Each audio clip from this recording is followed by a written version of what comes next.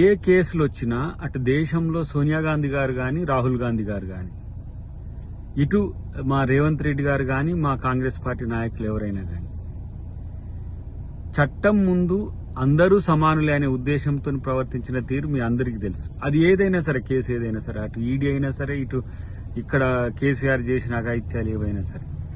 కానీ ఈరోజు తప్పు చేయడం వాళ్ళ వంతే, తప్పు చేస్తాం మేము, అది మా బర్త్ రైట్ అన్నట్టుగా మాట్లాడడం, మమ్మల్ని మీరు ఏమీ అనొద్దు, పోలీసులు ఏమనొద్దు, చట్టం ఏమొద్దు అనొద్దు, కోర్టులు ఏమనొద్దు అన్నట్టుగా ఈరోజు ఏ విధంగా కేటీఆర్ ప్రవర్తిస్తుందో మీరు చూస్తున్నారు. రెండు రాష్ట్రాలు కూడా.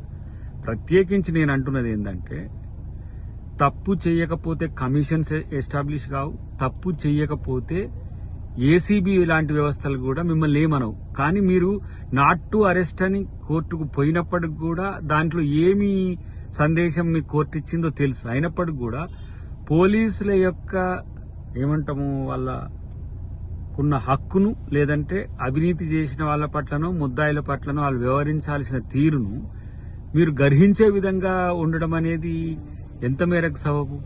మీ కాలంలో అట్లా జరగలేదు కదా. చట్టానికి లోబడి ఉండాలి కదా, భారత పౌరులే కదా, భారత రాష్ట్ర సమితి అని పెట్టుకున్నారు. తెలంగాణలో మీరు పరిపాలించిన తీరు మాదిరిగా కాంగ్రెస్ పార్టీది ఉండదు. చట్టం ముందు అందరూ సమానులే, చట్టం తన పని తాను చేసుకుపోతుంది.